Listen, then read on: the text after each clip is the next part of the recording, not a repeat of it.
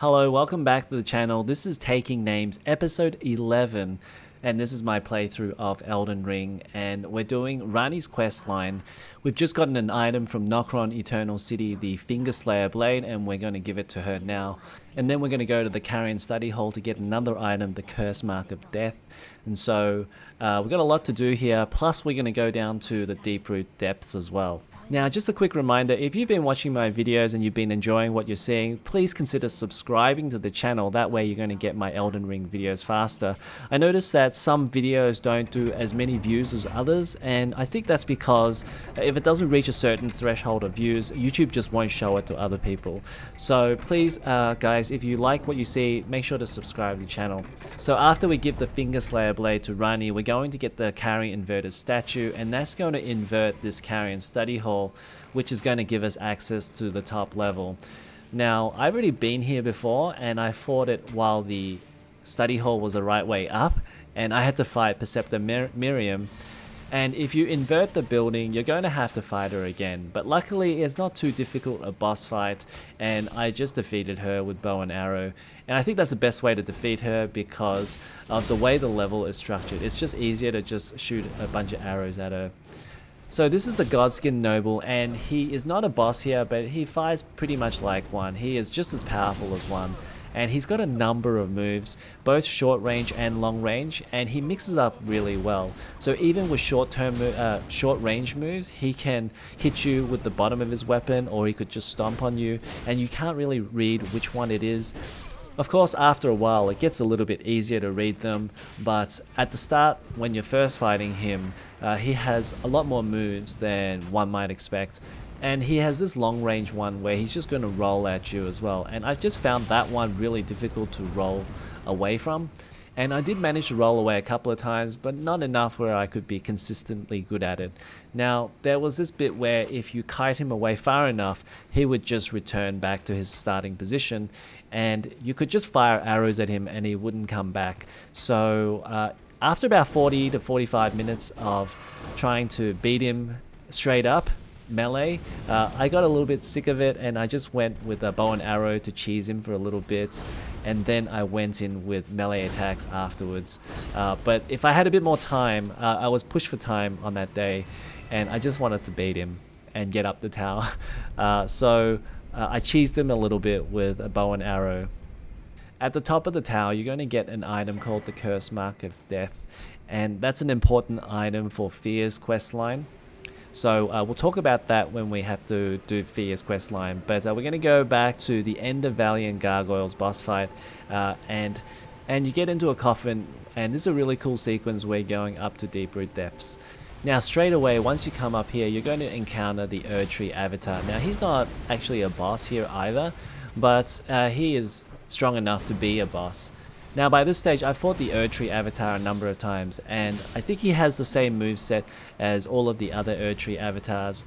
So as long as you remember those moves and you know when to roll through them, he can be pretty easy. He hits harder than the other ones, but I think as long as you can roll through all of his attacks, he shouldn't be that difficult.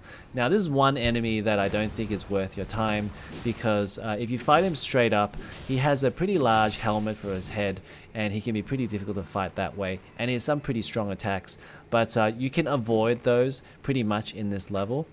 And then you're going to come across this tree that you're going to have to walk across. These are actually the roots of the tree, but there are a large number of enemies, these ant enemies, along the way. So you just got to avoid those. Then you come across this clearing where there's a whole bunch of ants, and this is actually a really good place to farm. So initially, I was actually doing this just solo, and you can just take them down one at a time. But actually I found a better way, because they actually let you use your Mimic Ashes here, or any of your ashes, and once you use your ashes, it becomes really easy here.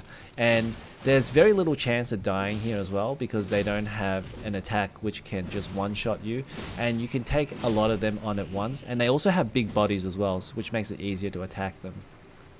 The next section has you take on a whole bunch of basilisks, and you really have to take your time dealing with one of them at a time, but you could almost avoid them if you really wanted to. Now, there's also a bunch of phantoms in this area, and the way to disable them is you got to get up on this walking mausoleum, and then you're going to hit these skulls, which is going to in turn destroy those phantoms. You also want to take down this mini boss, the Crucible Knight Silurian. He's really not difficult because he's basically defenseless. He uses a two-handed weapon and you just got to roll through his attacks, and he doesn't even bother trying to defend himself most of the time. So as long as you have your Mimic Tear Ashes to keep him occupied, you can always go back and use your health potions and you can defeat him pretty easily.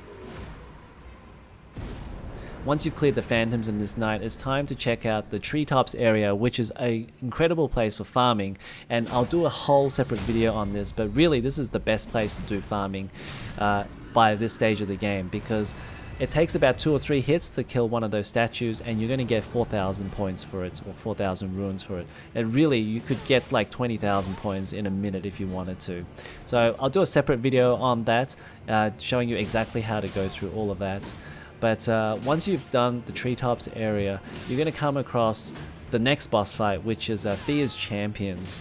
And so it starts off with 2 1v1 battles, and they are super easy because, as you can see, I already do a lot of damage to them. And so these were pretty much formalities to do. So after the first 2 battles, which is 1v1 battles, the next battle is actually a 3 versus 1, and I think it's only fair that I summon my Mimic Tear Ashes as well and make it a 3 versus 2 battle. Now even with 3 versus 2, this is a tricky fight because you're kind of outnumbered, and especially if you're fighting them all in a very close area, they can easily attack you as well. And for a few battles there, or a few fights, I really got caught up in the chaos, so that made a really difficult fight, and they were able to hit me a number of times, which almost felt like they were just one-shotting me.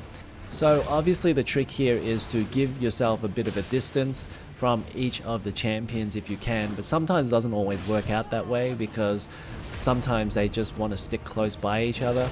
But if you can separate one of them out and defeat them, that would be the way to go.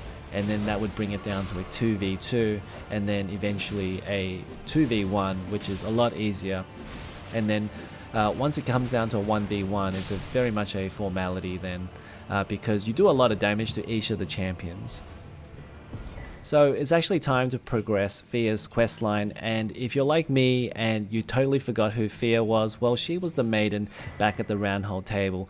And this is one of my minor criticisms with the game, because you might have done something very early on in the game and 50 or 60 hours later you're supposed to remember what to do. Now I know that's part of the design philosophy, that you're not supposed to work out how to do everything, but at the same time, when you can't progress something or you have no idea and the game doesn't give you any clues how to progress, then it makes it a little bit difficult. Even with a guide, like trying to trigger some of these events, trying to get Fear to appear at the proper location is also difficult. So I have no idea how anybody would be able to do it without a guide. But I think that is actually part of the charm, that you have to use a guide or you have to talk to other players who have played the game before, and then you can help feed off that discussion, because that was what it was like back in the very, very early days. I remember playing Demon Souls and going on forums and talking to people about like how to get past areas, and so I guess that is part of its charm as well, trying to work out what to do. But you have to progress Fear's questline before you can actually come back to the same location here where you fought Fear's champions to actually get the Lichdragon Fortissax to actually spawn. The Lichdragon Fortissax is one of the more difficult dragon fights up to this point, although I would still say that the K-Lit Scarlet Rot Dragon was a little bit more difficult. Now the Lichdragon Fortissax has a couple of pretty devastating moves. There is a lightning area effect attack, which has a really wide area, so you want to get out of the way when he does that. And also he has an instant death attack where if he fills up your death bar, he instantly kills you. So you want to be out of the way when he does that death effect attack, but that is pretty easily avoided. You just got to get out of that area when he does that. But once he does that, you can easily come back in and then you can just go bananas and hit him like maybe 5 or 6 times. And then if you see those attacks, you can just run away after that. But that's going to do it for this episode of Taking Names. Thank you so much for watching, and remember, if you like this video, make sure to click the like button. Also subscribe to the channel for more Elden Ring videos, and I'll see you guys in the next one.